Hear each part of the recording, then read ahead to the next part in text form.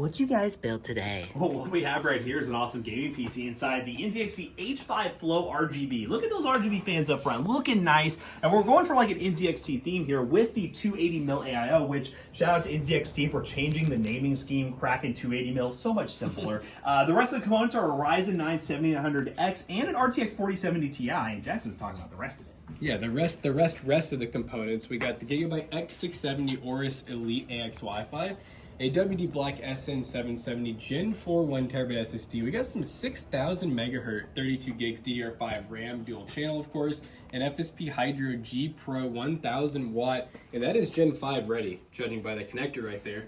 And then the NZXT Kraken 280mm inside the H5 Flow with the little basement fan down there that blows some nice cool air directly into that 4070 Ti. So it's a pretty sick build for $2,400. You get the NVENC encoder, great for streaming and content creation.